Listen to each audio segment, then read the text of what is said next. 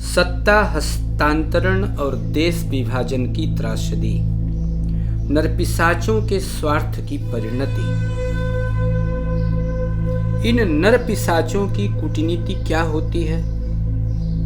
ये लोग मनुष्य की अंतर्निहित छोटी मोटी भौम भाव प्रवणता, जियो सेंटिमेंट का बढ़ा चढ़ाकर गुणगान करके उन्हें अपने पक्ष में कर लेते हैं और फिर उनसे अपनी इच्छा अनुसार काम करवाते हैं। उदाहरण के लिए इस देश के एक नेता ने अपने देशवासियों की जियो सेंटिमेंट, भौम भाव प्रवणता का, देश प्रेम का खूब बढ़ा चढ़ाकर वर्णन किया और जब उसकी बातों में आकर लोग अत्यधिक उत्तेजित हो गए तो वे नेता डर गए, क्योंकि भौम भाव प्रवणता के साथ ही साथ राजनैतिक भाव प्रवणता, जियो पॉलिटिकल सेंटिमेंट भी बढ़ेगी। और ऐसी बात नहीं कि यह सिलसिला यहीं रुक जाए।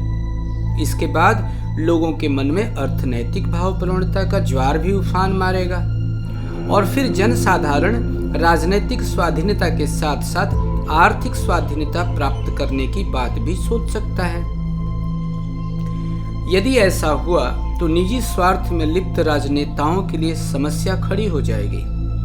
वे नरपिशाच तो भौम भाव प्रवणता पर आधारित राजनीतिक चेतना को उभार कर लोगों को केवल राजनीतिक स्वाधीनता दिलाना चाहते थे, किंतु राजनीतिक स्वाधीनता प्राप्त करने के पहले ही यदि जनसाधारण के मन में अपने देश के लिए आर्थिक स्वाधीनता की चाहत जाग गई तो बड़ी भारी समस्या खड़ी हो जाएगी। इस खाद्यान्न विहीन और वस्त्रहीन देश में सभी लोगों को हमारी तरह भरपेट अखरोट का तेल और नाना प्रकार के पकवान न भी दे तो भी उन्हें भरपेट खाने के लिए दाल भात देना भी कोई साधारण बात नहीं है। अभी तो राजनीतिक ढांचा है वह शोषण पर टिका हुआ है, इसे पूरी तरह बदलना होगा और अगर ऐसा ही करना पड़ा तो राजनीतिक आज़ादी पाकर हमें क्या मिलेगा? वे नरपिशाच हर बात की, प्रत्येक घटना की इसी प्रकार गहराई से विवेचना करते थे, किंतु जनसाधारण इन सब बातों को समझ ही नहीं सकता था। और फिर तत्कालीन चालाक और धूर्त नेताओं ने गहराई से सोच विचार करके यह तय किया कि उनकी भलाई इसी में है कि देशभक्ति की भावना को खतरनाक स्थिति तक पहुंचने के पहले ही किसी न किसी तरह समाप्त कर दिया जाए।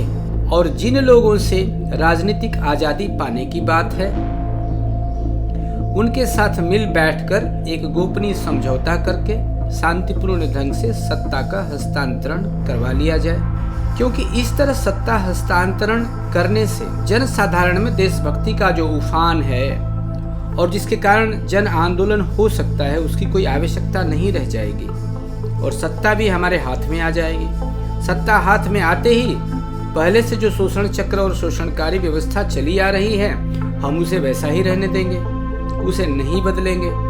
पहले गोरे लोग शासन करते थे, अब काले लोग शासन करेंगे। इसके अलावा और कोई अंतर नहीं आएगा और दिखावे के लिए वे जनसाधारण के सामने घोषणा करेंगे हमने राजनीतिक स्वाधीनता प्राप्त कर लिया।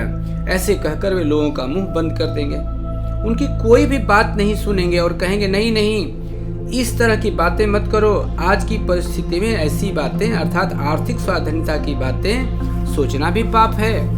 बाहरी हाव भाव से इन बहुरूपियों को पहचाना नहीं जा सकता, किंतु जरा सोचो तो इनकी आंतरिक भावनाएं कितनी खतरनाक होती हैं, इनका अंतर्मन कितना काला है। यही हैं नरपिशाच।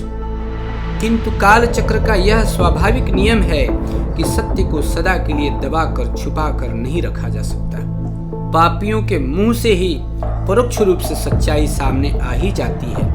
मानव मनोविज्ञान के अनुसार मनुष्य जिस बात को गुप्त रखना चाहता है, सोचता है कि किसी को नहीं बताऊंगा, किसी से नहीं कहूंगा, इस मामले में हमेशा चुप रहूंगा, किंतु लापरवाही के किसी कमजोर क्षण में वही गोपनीय बात उसके मुंह से निकल जाती है। किसी व्यक्ति ने किसी बात को बड़ी सतर्कता से अपने मन में दबा कर रखा, लेकिन बाद में एक बोतल शराब पीकर मस्त होते ही वह सारी बातें एक पल में सभी से कह देगा। एक धर्म संप्रदाय के नेता मेरे परिचित थे। वे जिस संप्रदाय के थे वहां मूर्ति पूजा और जात पात का विरोध किया जाता था, लेकिन यज्ञ आदि की मनाही नहीं थी। वैसे तो वे कुछ नहीं कहते थे, लेकिन मैं इस घटना का चश्मदीद गवाह हूँ कि एक बार अस्वाभाविक अवस्था में, अर्थात खूब शराब पीने के बाद वे बड़बड़ाने लगे। मैं तो कहता हूँ कि मैं जात पात नहीं मानता हूँ, मगर मैं अपने बेटे बेटियों का विवाह कायस्थ जाति में ही करूँगा। मैं तो देवी देवताओं को भी नहीं मानता हूँ, लेकिन बेटी की शादी नहीं हो रही है, इसलिए लुक छुप के सत्यनारायण भगवान की पूजा करता हूँ। शराब पिया था ना, इसलिए मन की बात बाहर आ ही गई। अर्थात किसी न किसी कमजोर क्षण में मन की बात बाहर आ ही जाती है। सत्य को किसी भी तरीके से दबा कर नहीं रखा जा सकता। अपनी बात वे सत्य को छुपा कर रखने वाले स्वयं ही कह देते हैं।